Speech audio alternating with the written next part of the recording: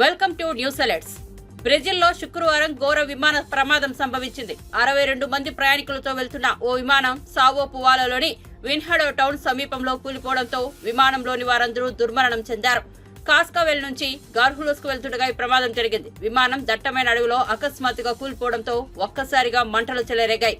ఇందుకు సంబంధించిన దృశ్యాలు సోషల్ మీడియాలో వైరల్ గా మారాయి. ఈ ఘటనలో విమానంలోని వారందరూ మరణించారని, ఓ ఇల్లు కూడా ధ్వంసమైందని అధికారులు తెలిపారు. అయితే స్థానికులు ఎవరికీ ప్రాణాపాయం జరగలేదని అన్నారు. ప్రమాదం విషయం తెలియగానే ఘటనా స్థలానికి చేరుకున్న అగ్నిమాపక, అత్యవసర సిబ్బంది సహాయక చర్యలు ప్రారంభించారు.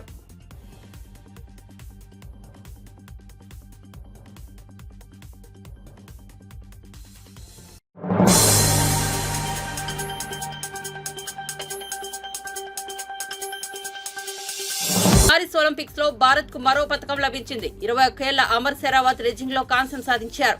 భారత్ కు ఇది 6వ పతకం. కాంస్య పతకం కోసం 57 కిలోల విభాగంలో జరిగిన పోరులో 13-5తో ప్యూటోరికో రెజల్ దరియాంటోయ్ను ఓడించి పతకాన్ని తన మెడలో వేసుకున్నాడు. ఈ పోటీలో భారత్ తరఫున పోటీ పడిన ఏకైక పురుష రేస్లర్ అమన్. గురువారం జరిగిన సెమీఫైనల్స్ లో జపాన్ టాస్ సీర్ రీ హిగూచి చేతిలో 0-10 తేడాతో చిత్తుగా ఓడిన అమన్ ఈ మ్యాచ్ లో మాత్రం ఎలాంటి పొరపాట్లకు తావివ్వకుండా ప్రత్యర్థిపై పూర్తి పైచేయి సాధించాడు.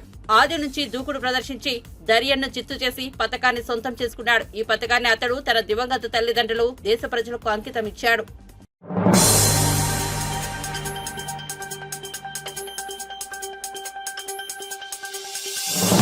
వైసీపీ ఎమ్మెల్సీ దువ్వాడ శ్రీనివాస్ కుటుంబ వివాదం మరో మలుపు తిరిగింది. దువ్వాడ శ్రీనివాస కుమార్తెల ఆరోపణలు చేసిన దివ్వల మాధురి సంచలన వ్యాఖ్యలు చేశారు. దువ్వాడ శ్రీనివాస్ ను తాను ట్రాప్ చేయలేదని, దువ్వాడ సతీమణి దువ్వాడ వాణి పాలిటిక్స్ లో తనను ట్రాప్ చేశారంటూ దివ్వల మాధురి ఆరోపించారు.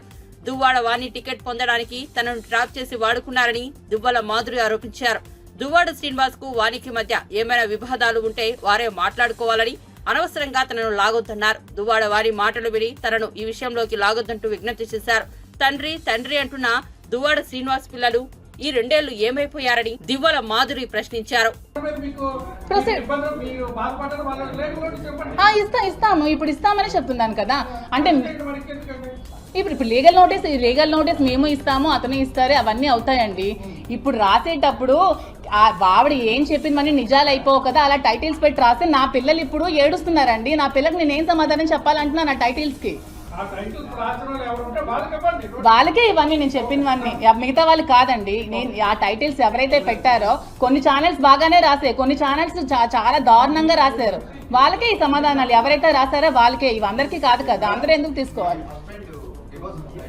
లేదండి, అవ్వలేదు. పిల్లలు మా మదర్ దగ్గర ఉన్నారు శ్రీకాకుళంలో, ఇక్కడ చదువుకుంటున్నారు శ్రీకాకుళం స్కూల్లో. ఇక ఫర్దర్గా ఆలోచించాలి ఇంకేం చేయాలనేది.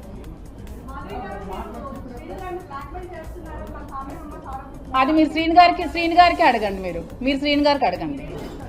అమ్మ బ్లాక్మెయిల్ చేయడానికి అతడైనా చిన్న కిడ్, 60 years అమ్మ, ఒక స్టేట్ ఎమ్మెల్సీ, 25 years నుంచి పాలిటిక్స్ లో రాజకీయాలు చేస్తూ వస్తున్నారు. సో మీరే అందరూ చాలా మంది పెడుతూ ఉంటారు స్టేట్ రౌడీ అని, స్టేట్ లీడర్ అని. అలాంటి మనిషిని నేను ఎలాగమ్మా బ్లాక్మెయిల్ చేయగలను చెప్పండి మీరే. నాకు తెలియదు వాళ్ళ పిల్లలు వచ్చారు. నేను ఎప్పుడైతే న్యూస్ ఛానల్స్ చూసానో అప్పుడే నాకు తెలిసింది. అలా నేను నా ఇంటికి వెళ్ళట్లేదని చెప్పట్లేదు. నేను నా ఇంటికి వెళ్తూ ఉంటాను, నేను వస్తూ ఉంటాను, మా ఇద్దరం కలిసి టెంపుల్స్కి వెళ్తూ ఉంటాము, వస్తూ ఉంటాము. నేనంటే ఫ్రాంక్ గానే చెప్తున్నాను. నాకు వాళ్ళు వచ్చి నేను నా యూట్యూబ్ ఛానల్స్ చూసినంత వరకు ఇంత రచ్చ జరిగిందని, ఇంత నాకు వీడియోస్ పెట్టినంత వరకు ఇంత బయట జరుగుతుందని కూడా నాకు తెలియదు. తెలిసాక నేను బయటకు వచ్చి మరి నా లైఫ్లో జరిగిందని చెప్పాలి కదా. ఆవిడ ఎంతసేపు ఆవిడ వైపే చెప్తుంది, మరి నా లైఫ్లో జరిగింది కూడా నేను చెప్పాలి కదా.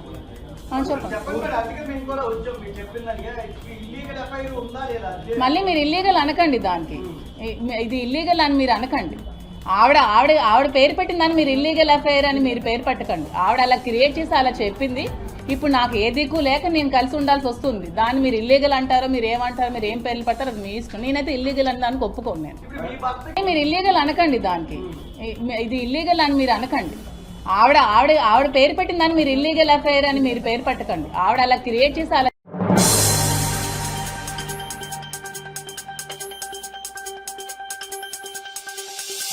బీఆర్ఎస్ ప్రభుత్వంలో విదేశాలకు వెళ్లి కంపెనీలతో చేసుకున్న ఎంఓయూలన్నీ బోగస్వేనని మంత్రి కొండా సురేఖ అన్నారు. అసలు స్థాపించని కంపెనీలతో ఒప్పందాలు చేసుకున్న ఘనత మీకే దక్కుతుందని ఎద్దేవా చేశారు. ఆ కంపెనీల వివరాల గురించి ఆరా తీస్తే వాళ్ళు ఇచ్చిన అడ్రస్ లో అసలు కంపెనీలే లేవన్నారు. బోగస్ కంపెనీలతో ఎంఓయూలు చేసుకుని ప్రజలను మోసం చేశారని మండిపడ్డారు. దాత్రి బయో సిలికేట్ కూడా బోగస్ కంపెనీ అని ఆమె పేర్కొన్నారు. శుక్రవారం జూబ్లీ హిల్స్ లోని తన నివాసంలో మంత్రి కొండా సురేఖ మీడియాతో మాట్లాడారు. గుమ్మడికాయ దొంగ అంటే భుజాలు తడుముకున్నట్లుగా కేటీఆర్ వ్యవహరిస్తున్నారని, గత 10 ఏళ్లు ప్రజల సొమ్ము దోచుకుని ఇప్పుడు ప్రతిపక్షంలో కూర్చున్నారని విమర్శించారు. అడ్డగోలుగా ప్రజలను నిలువు దోపిడీ చేసి విదేశాలకెళ్లి జల్సాలు చేశారని ఆరోపించారు. ఈవెన్ మరి నగరంలో కూడా మేయర్ అటువంటి వాళ్ళను కూడా ఎక్కడ ఇన్వాల్వ్ కాకుండా ల్యాండ్ సెటిల్మెంట్లు, భూ కబ్జాలు ఇవన్నీ చేసి ఒకటా రెండా అసలు దేంట్లో కూడా చెయ్యబట్టనటువంటి సంఘటన ఆ రోజు లేదు కేటీఆర్. మరి ఆయన మేము గెలిచిన మర్నాటి నుంచే మా మీద బురద జల్లి పెట్టే ప్రయత్నం చేస్తూ ఉన్నాడు. నాకు అర్థం కావట్లేదు, కనీసం కాంగ్రెస్ పార్టీకి ఊపిరి తీసుకునే సమయం కూడా ఇవ్వడం లేదు. ఆర్థిక పరిస్థితి బాగోలేదు, మరి ఏ విధంగా అందరం కలిసి ఆర్థిక పరిస్థితిని సరిగా తీసుకుందామనేటువంటి మరి సహకారం ప్రతిపక్షాలు అందించాల్సింది పోయి కేసీఆర్ ఏమో అసెంబ్లీలోకే రాడు, కేటీఆర్ ఏమో ఇటువంటి ప్రెస్ మీట్లు పెట్టి అడ్డగోలు మాటలు, మరి పనికిరాని మాటలన్నీ కూడా కాంగ్రెస్ పార్టీ ప్రభుత్వం మీద, రేవంత్ రెడ్డి గారి మీద బట్టగాల్చి వేసేటువంటి కార్యక్రమం చేయడం జరుగుతూ ఉంది. దాంట్లో భాగంగానే మరి ఆయన రేవంత్ రెడ్డి గారి తమ్ముడికి ఒక మరి కంపెనీలో ఏదో అది ఉంది, అందుకే రేవంత్ రెడ్డి వెళ్ళాడు అనేటువంటి మాట చెప్పడం చాలా బాధాకరం. మరి గతంలో 22 జూన్ 10వ తేదీన భువి బయోకెమికల్స్ కంపెనీ 1040 కోట్ల పెట్టుబడితో ఇథనాల్ యూనిట్ని, దాత్రి బయోసిలికేట్ కంపెనీని 160 కోట్లతో సిలికాన్ బయోగ్యాస్ యూనిట్ను కోరుట్ల నియోజకవర్గంలో మెట్పల్లి మండలం మెట్ల చిట్టాపూర్లో స్థాపించినట్లు మంత్రి కేటీఆర్ స్వయంగా ప్రకటించారు. ఆ ప్రకటన కూడా వాళ్ళ పేపర్లోనే, తెలంగాణ పేపర్లోనే వచ్చింది. తెలంగాణ టుడే వాటిల్లో అది మీకు చూపిస్తాను. మరి ఆ మేరకు అప్పుడు కంపెనీ ఎంఓయూ కుదుర్చుకున్నది. బీఆర్ఎస్ పత్రికలైన తెలంగాణ టుడే, నమస్తే తెలంగాణలో ఈ విషయాన్ని 10th జూలై 22 వాళ్ళు వచ్చేయడం జరిగింది.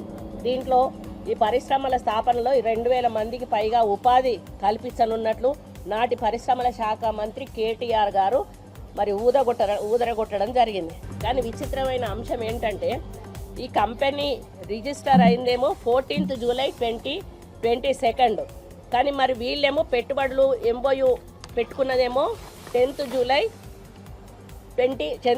జూన్ 2022. అంటే దీంట్లో ఎంత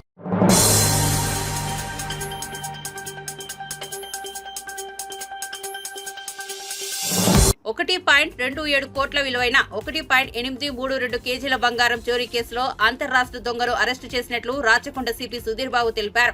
నెరేడ్మెంట్ పోలీస్ కమిషనరేట్ లో ఏర్పాటు చేసిన మీడియా సమావేశంలో కేసు వివరాలను వెల్లడించారు. ఆగే టైంలో చూసుకొని దొంగతనం చేస్తారు.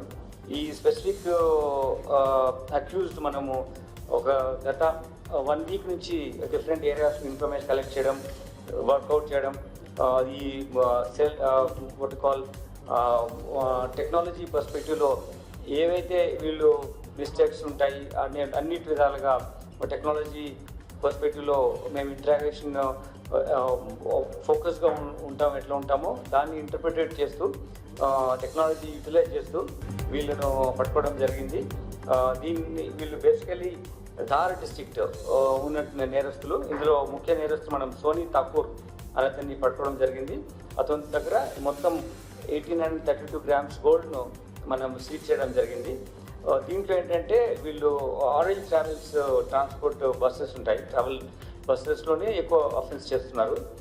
ఇది ఎలా ఏమో ఉంటుందంటే ఎక్కడి నుంచి బయలుదేరుతుంది, ఏ సీట్లో ఈ విక్టిమ్ కూర్చున్నాడు, ఎటువంటి బ్యాగ్లో ఈ గోల్డ్ ఆర్నమెంట్స్ పెట్టారనేది చాలా ముందు ఇన్ఫర్మేషన్ వాళ్ళకు ఉంటుంది.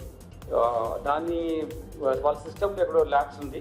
దానివల్ల pin pointed information, specific information అక్యూజ్ తీసుకొస్తున్నారు. తీసుకొని వాళ్ళు ఎక్కడైతే వాళ్ళు దీన్ని బస్ వెనుక ఫాలో అవుతున్నారు, క్రేటా వెహికల్లో, వైట్ కలర్ క్రేటా వెహికల్ మన రెఫరెన్స్ చేశారు, కంటిన్యూస్గా ఫాలో అవుతున్నారు. వాళ్ళు ఎన్ని మెథడ్స్ మార్చి, ఎంత టెక్నాలజీ అడ్వాన్స్ టెక్నాలజీ మనం ఉన్నాం కాబట్టి ఎంత మెథడ్స్ మార్చినా క్రిమినల్ పట్టుకునే విధంగా సిస్టమ్ ఎవాల్వ్ ఉంది కాబట్టి మనకు వాళ్ళు చేసిన అన్నింటినీ మనం ఓవర్కమ్ అయ్యి పట్టుకోవడం జరిగింది. ఇలా వచ్చిన తర్వాత ఇక్కడ మనం ఇక్కడ బస్ ఆగినప్పుడు ఈ ఎవరైతే వ్యక్తి గోల్డ్ తీసుకొస్తున్నాడో అతని దగ్గర టీ తాగడానికి వెళ్ళినప్పుడు ఇతను ఆ కార్ నుంచి డైరెక్ట్గా వచ్చి బస్సులో నుంచి ఈ ఒకటే ఈ ఉన్నటువంటి బాక్స్ ఏదైతే ఈ గోల్డ్ ఆర్నమెంట్స్ ఉన్నాయో అదొకటి తీసుకొని వెళ్ళిపోవడం జరిగింది. ఇలా వాళ్ళు కొన్ని మనం వాళ్ళతో మాట్లాడుతున్నప్పుడు తెలిసింది ఏంటంటే కొన్ని విలేజెస్ అక్కడ ధార్ డిస్టిక్లో ఇటువంటి యాక్టివిటీలో ఇన్వాల్వ్ అయ్యి డిఫరెంట్ స్టేట్స్లో ఇటువంటి అఫెన్స్ చేస్తున్నారు. ఇది చేసిన తర్వాత సేమ్ అఫెన్స్ మళ్ళీ ప్లాన్ చేసి ఇక్కడ అఫెన్స్ చేయడానికి మళ్ళీ ఇక్కడికి వచ్చారు. వచ్చిన ప్రాసెస్లోనే ఈ తీసుకున్న గోల్డ్ను అమ్మేసి వాళ్ళు వాళ్ళ మనీని తీసుకొని వాళ్ళ లైఫ్ స్టైల్ కోసం స్పెండ్ చేయాలని వాళ్ళ యాక్టివిటీ ఉంది.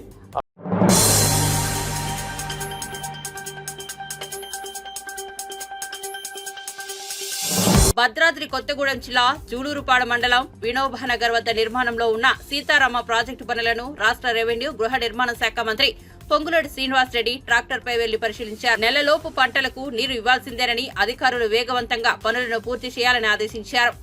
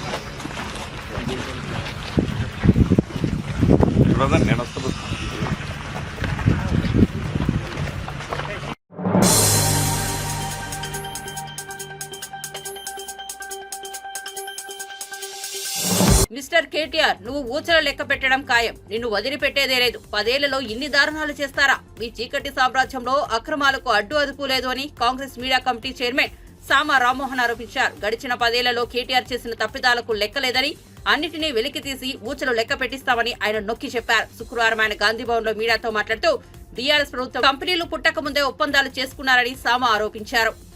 మోకాలలో ఉండనేటటువంటి భావనలో వీళ్ళున్నట్టున్నారు.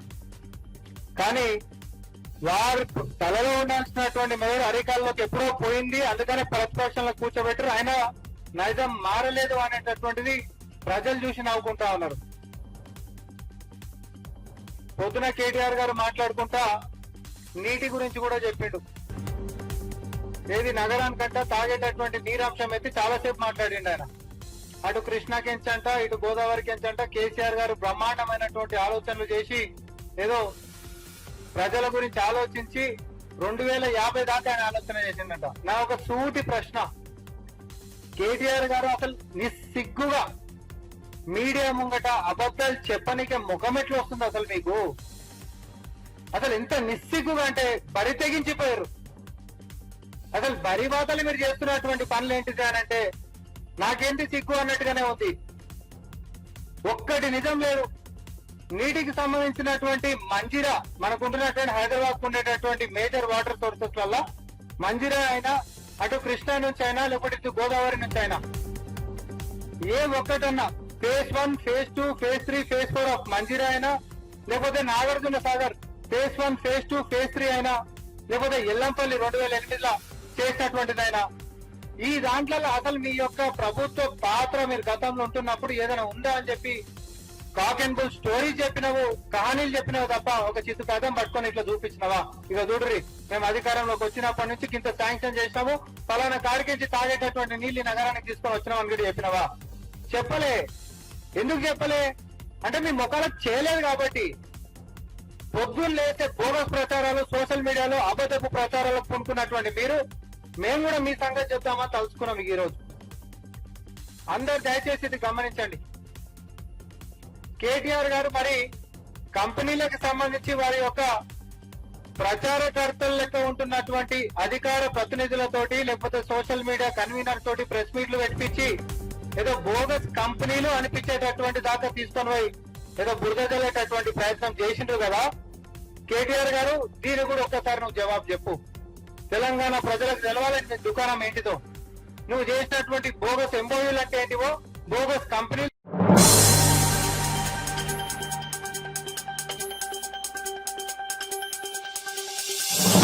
ప్రపంచ ఆదివాసీ దినోత్సవం సందర్భంగా గ్రామాల్లో రోడ్లు, విద్యుత్ సౌకర్యం కల్పించాలని కోరుతూ ఆంధ్రప్రదేశ్లోని అల్లూరి సీతారామరాజులో పీవీటీజీ కొండు గిరిజన సంఘం ప్రజలు శుక్రవారం ప్రదర్శన నిర్వహించారు. గిరిజన సమాజానికి చెందిన ప్రజలు గుర్రాలపై స్వారీ చేస్తూ అడవుల గుండా ప్రదర్శించారు.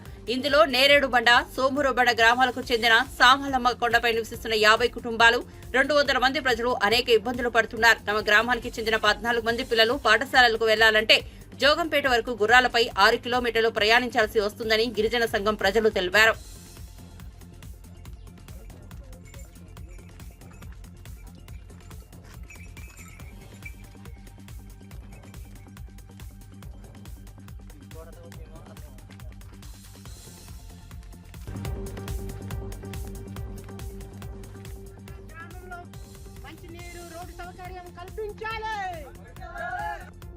మా గ్రామంలో ఉన్న 14 మంది పిల్లలు రానుపోను 6 కిలోమీటర్లు అవుతుంది. వాళ్ళని గుర్రాల మీద తీసుకొచ్చి గుర్రాల మీద తీసుకెళ్తున్నాము. ఈ ప్రపంచ ఆదివాసీ దినోత్సవ సందర్భంగా మాకు రోడ్డు సౌకర్యం అలాగే కరెంట్ సౌకర్యం ఏర్పాటు చేయాల్సిందిగా ప్రభుత్వాన్ని డిమాండ్ చేస్తున్నాం. మేము ఈరోజు పాదయాత్ర చేస్తున్నామంటే గుర్రాలు, డోలు మూతలు, మాకు కరెంటు లేక రోడ్డు లేక ఇబ్బంది అవుతున్నాము. ఇప్పటికైనా గవర్నమెంట్ మాకు సంధించాలనేసి ఇప్పుడు మా బాధలు మా గ్రామం ఉన్న ప్రజల్ని ఆదుకున్నట్టు అవుతారు. ఎందుకంటే మేము చీకటి బతుకులు మేము జీవిస్తున్నాము. ఇప్పుడైనా మీరు గవర్నమెంట్ ఇప్పుడు కొత్త ప్రభుత్వం ఏర్పాటైంది కావున కొత్త ప్రభుత్వం మరి మాకు కరెంటు, రోడ్డు, నీళ్ళు లేక ఇబ్బంది అయిపోతున్నాము. మాకు ఇప్పటికైనా మాకు మా గ్రామాన్ని మీరు ఆదుకుంటే మమ్మల్ని ఆదుకున్నట్టు అవుతారు.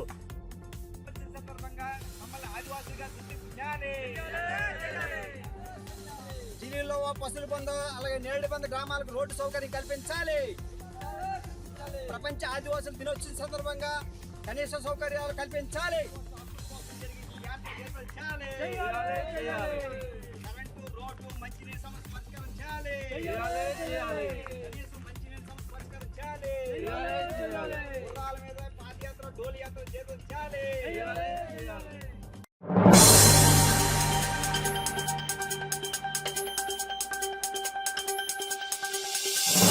8 అతిపెద్ద రైల్వే ప్రాజెక్టులకు కేంద్ర కేబినెట్ ఆమోదం తెలిపినట్లు రైల్వే మంత్రి అశ్విని వైష్ణవ్ వెల్లడించారు. ఒడిశాలోని మల్కాన్గిరి, పాండురంగాపురం రైల్వే లైన్ ఇందులో ఉందన్నారు. భద్రాచలం మీదుగా 173 కిలోమీటర్ల మేర ఈ లైన్ నిర్మించనున్నట్లు ప్రకటించారు. దీని ద్వారా ఒడిశా, ఏపీ, టీజీలకు ప్రయోజనం చేకూరుతుందని చెప్పారు. 24,657 కోట్లతో చేపట్టే ఈ ప్రాజెక్టులు 2030-31 నాటికి పూర్తి కావచ్చని అంచనా వేస్తున్నారు.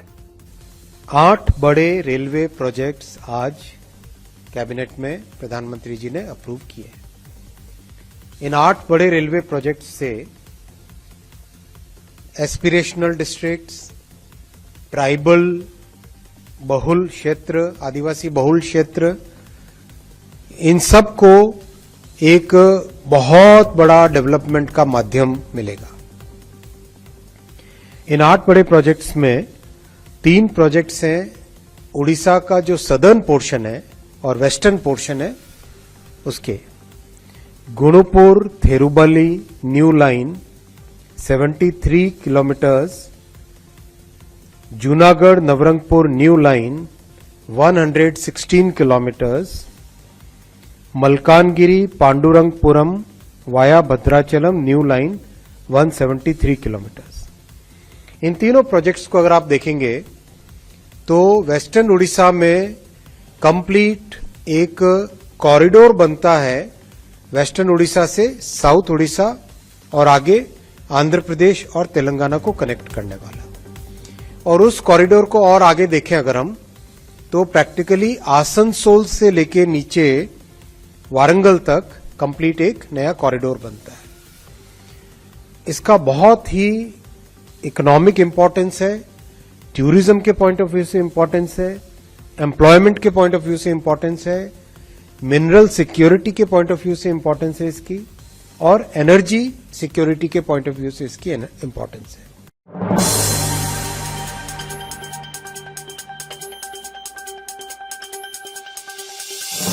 అన్నవరాలు ఇచ్చే స్వామిగా భక్తుల కొంగు బంగారంగా ప్రసిద్ధి చెందిన అన్నవరం సత్యనారాయణ స్వామి ఆలయంలో బంగారు ధ్వజస్తంభం ప్రతిష్టాపన జరిగింది. ధ్వజస్తంభానికి స్వర్ణ తాపడంతో తయారు చేసిన కవచం అమర్చారు. గుంటూరు జిల్లా నిడుబ్రోలు నుంచి తీసుకొచ్చిన నారేప కర్రతో సుమారు 60 అడుగుల ధ్వజస్తంభం ప్రతిష్ఠించారు. దానికి నెల్లూరుకు చెందిన దాత సాయంతో 300 కేజీల రాగిపై సుమారుగా 1800 గ్రాముల బంగారం తాపడం చేశారు.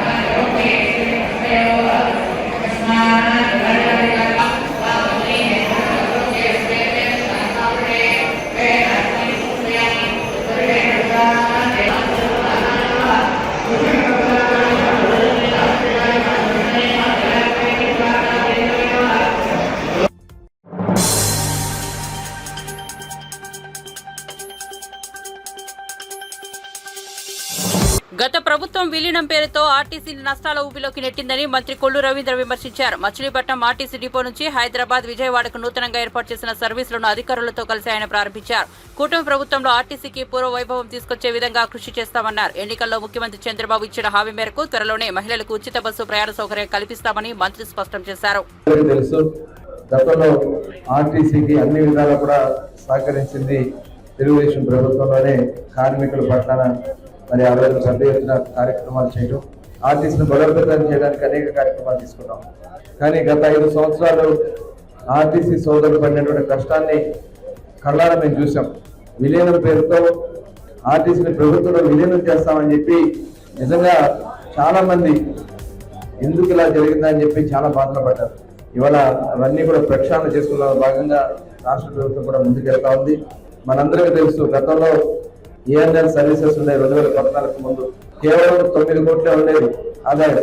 కానీ చంద్రబాబు నాయుడు గారు ఇచ్చినటువంటి ఆదేశాల ప్రకారం ఆ రోజున ఆర్టీసీ ఎండీగా ఉన్నటువంటి సాంబశివరావు గారు కూడా దాన్ని ఆచరణ పెట్టడం వల్ల దాదాపు 280 కోట్ల రూపాయలు కేవలం కార్గో సర్వీసెస్ ద్వారా, ఏఎన్ఎల్ పార్సెస్ ద్వారా వచ్చిందంటే అది ఒక దార్శనికుడు ముందు చూపు వల్ల వస్తుందనే దానికి ఇదే ఒక నిదర్శనం. మరి అటువంటి కార్యక్రమాలు రేపు మళ్ళీ ఆర్టీసీని బలోపేతం చేయడంలో తెలుగుదేశం ప్రభుత్వం, జనసేన, భారతీయ జనతా పార్టీ కూటమి సంయుక్తంగా పనిచేస్తామని ఆర్టీసీ కార్మిక సోదరులందరూ కూడా హామీ ఇస్తూ, ముఖ్యంగా మన మచిలీపట్నం నుంచి దాదాపు చాలా సర్వీసెస్ ఉన్నాయి. ఇవాళ ఆటోలు వచ్చాక కొంత ఇబ్బంది అవుతా ఉంది. కానీ ఇవాళ చంద్రబాబు నాయుడు గారు మన ఎన్నికల్లో చెప్పినటువంటి వాగ్దానాల్లో భాగంగా త్వరలోనే ఆడబిడ్డలకి ఉచిత బస్సు ప్రయాణానికి కూడా ఆలోచన చేస్తా ఉన్నారు. ఎందుకంటే రాష్ట్రం ఇప్పుడు అస్తవ్యస్తం చేస్తారు ఈ ప్రభుత్వం. అసలు చాలా దారుణంగా ఉంది. రాష్ట్రంలో వాళ్ళు చేసినటువంటి కార్యక్రమాల వల్ల అప్పులు పాలు చేశారు. ఇవాళ అవన్నీ కూడా ఒక్కొక్కటి చేసుకుంటూ ముందుకు వస్తున్నాం. మరి ఈ మహిళలకు ఇచ్చినటువంటి హామీని కూడా ఆర్టీసీని బలోపేతం చేసుకోవాల్సిన కార్యక్రమాన్ని కూడా ఒక ప్రత్యేక ప్రణాళిక తయారు చేసుకోవడం జరుగుతుంది. మరి అదేవిధంగా మంత్రిగా రాంప్రసాద్ రెడ్డి గారు కూడా ఉన్నారు. వారు కూడా దీని మీద శ్రద్ధ వహిస్తున్నారు. మొన్ననే విజయవాడలో బస్సులు కూడా ప్రారంభించుకోవడం కూడా జరిగింది. ఇంకా మచిలీపట్నం ఆర్టీసీ డిపో మరి ఆయన ట్రాన్స్పోర్ట్ మినిస్టర్ గా కూడా పనిచేశారు గతంలో పేర్నాని గారు. ఆ రోజు పాలాభిషేకాలు చేయించుకున్నారు. ఇవాళ ఆర్టీసీ ఇంత దారుణమైనటువంటి పరిస్థితికి వచ్చడానికి కారణం ఆ రోజు పాలకులు తీసుకున్నటువంటి నిర్ణయం. కనీసం వచ్చి వాళ్ళకి ఓదార్చే కార్యక్రమాలు చేయలేదు. ఆర్టీసీని కూడా బలోపేతానికి ఆర్టీసీ డిపో కావాల్సినటువంటి కనీస మౌలిక వసతులు కల్పించడం కూడా మరి ట్రాన్స్పోర్ట్ మినిస్టర్ గారిని ఫెయిల్ అయ్యాడు అనేది దానికి మరి ఇవాళ మనం చూస్తున్నటువంటి కార్యక్రమాలే. ఇవాళ వర్షం వస్తే మళ్ళీ వాటర్ ఉంటారు. త్వరలోనే కార్యక్రమాన్ని చేపడతాం. మచిలీపట్నంలో శాశ్వతంగా మురుగునీటి సమస్య లేకుండా రాబోయే 1 నుంచి 2 సంవత్సరాలనే టోటల్ కంప్లీట్ చేసి బస్ స్టాండ్ రోడ్డు కానీ, కోనేరు సెంటర్ కానీ, బందర్లో ఉన్నటువంటి మెయిన్ రోడ్డు మీద చుక్క నీరు కూడా నిలబడకుండా ఉండే విధంగా ఒక ప్రణాళిక తయారు చేసుకుని ముందుకెళ్తున్నాం కూడా ఈ సందర్భంగా